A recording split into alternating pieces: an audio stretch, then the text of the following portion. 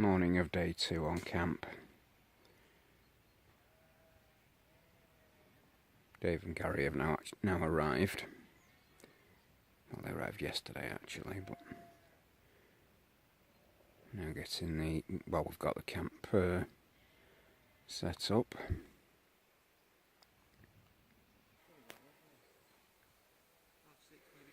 Gary's tent there.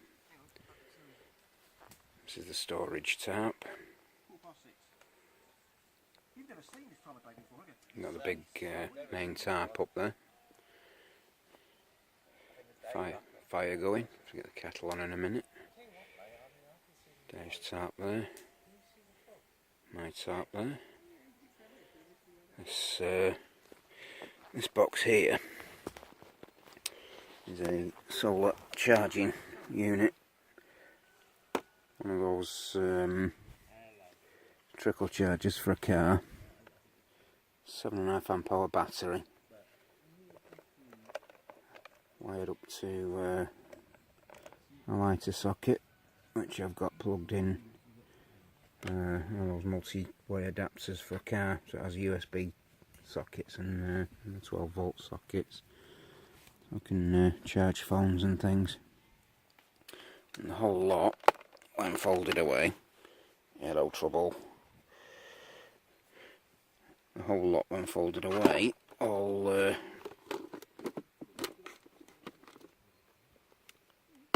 fits nicely in the one box. So we'll see how that goes this week. Hopefully that'll work out okay. And as you can see, little Shinga's joined us again.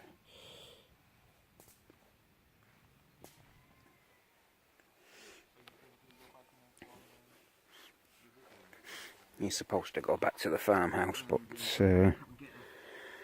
not having any doors to shut him out is difficult.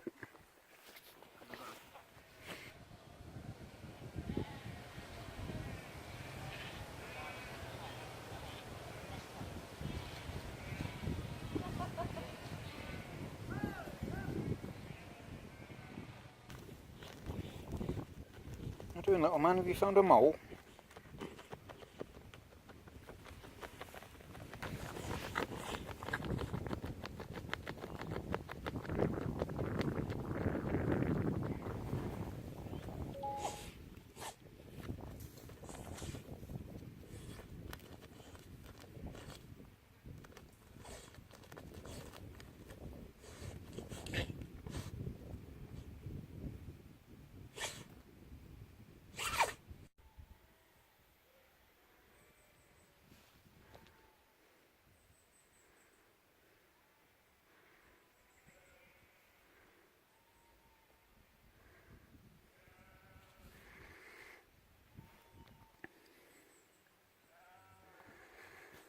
Day 3, all still quiet at camp.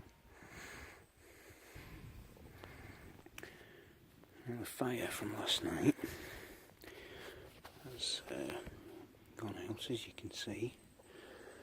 But to restart the fire, if you just feel over the ashes, you'll probably find that it's still warm. There's a warm patch just there. So if we scrape away the top of the ashes,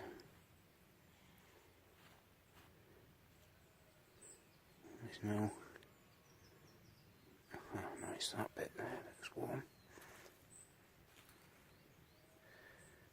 So if we blow that, this is just a tube, but I've squashed the end a bit.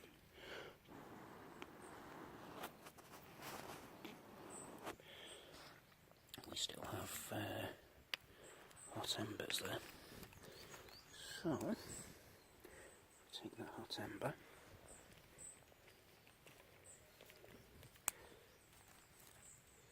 stick some twigs over that.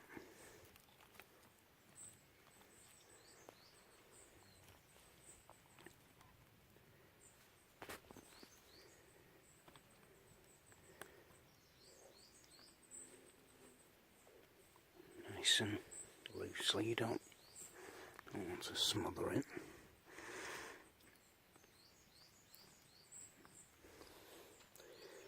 And then, if we blow that now,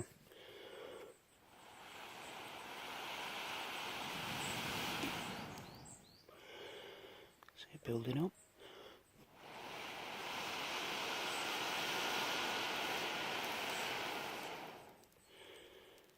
Building up some more.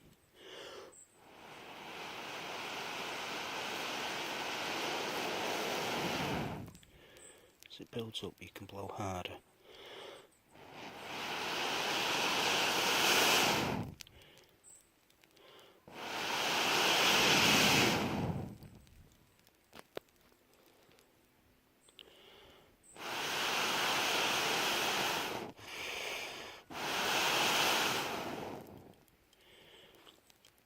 Well, these aren't particularly dry twigs, these are off the floor, so the dew and the damp off the floor, they're not particularly dry.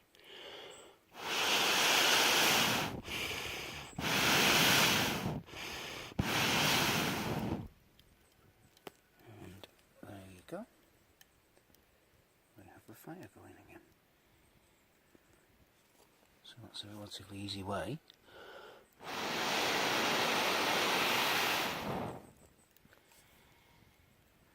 to restart your fire in the morning.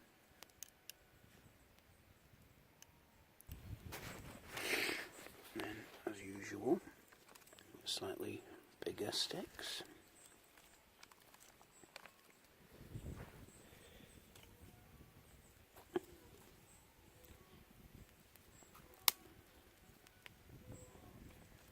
Put those on. If you notice, as I'm putting these on, I'm making like a teepee with it. That's the best shape of fire to really get it going quickly, because you know, as the heat rises up through it, it will get it going quite easily.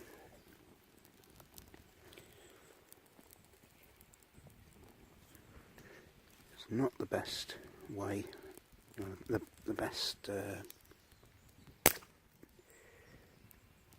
layout for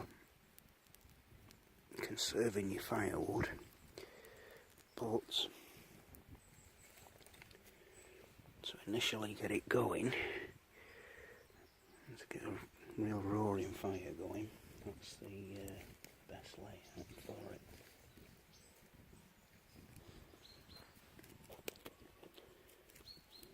As I said, these twigs aren't particularly dry.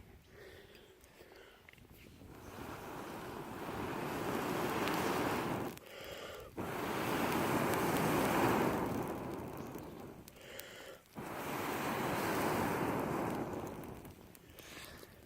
just keep your eye on it. And if it starts to die down, just blow it back up again.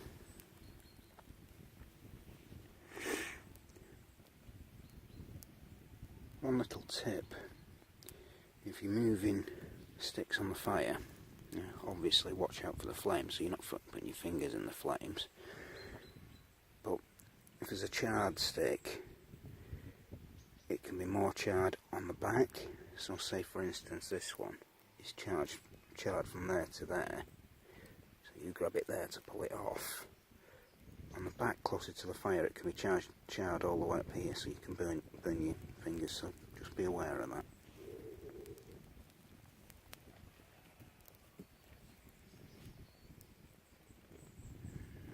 There we are. We have the fire back up and going.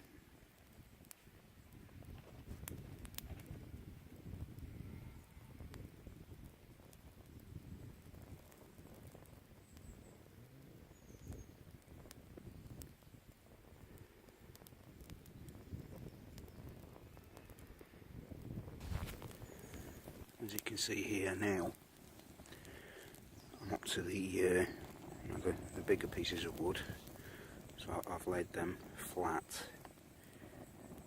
so they should burn for quite a while now. but you'll notice that this site is on grass. Obviously with a woodland floor, and with all the leaf debris, you clear the area for the fire and get it back to bare soil. On grass, you'll initially start your fire, you pull up any longer pieces, make a bed of sticks, start your fire, and that will then burn into the grass. Now as time goes on, that fire, as you can see here, this fire initially started about the size it is now, but as time goes on it will spread. Never leave your fire unattended, especially in the early stages. As the fire spreads, it will occasionally set fire to the grass around it.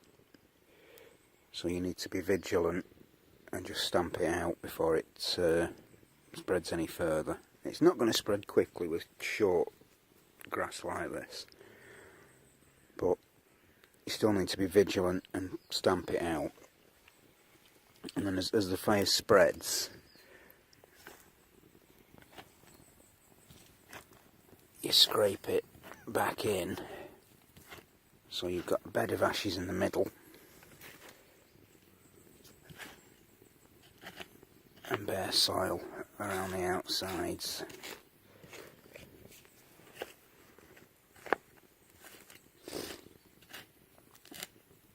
And use a stick or a shovel or something for this. When you get to that point, you've got a fire break around the fire to prevent the fire from spreading.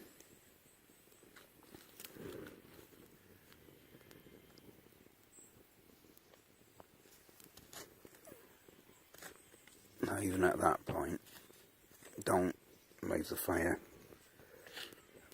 unattended. It still needs somebody to keep an eye on it. We don't want a repetition of all the moorland fires and things that we've had this year with the hot spell. Those have been difficult enough for the emergency services to put out. You know, imagine a big forest going up. That would be, not that the moorland fires aren't a sad loss, but you know, a big forest going up would really wouldn't be good. So everybody that goes out camping has to use a little bit of common sense. It only takes a little slip up and a big fire to be caused, and everybody gets banned from camping from that location. Not only the ones that weren't careful, but everybody. So don't spoil it for yourself and others. Keep an eye on what you're doing. Keep your fire under control. Always have water in case you need to put the fire out. If you can't get enough water, get a pile of dirt or something at the side of the fire to drop on it if it starts to spread.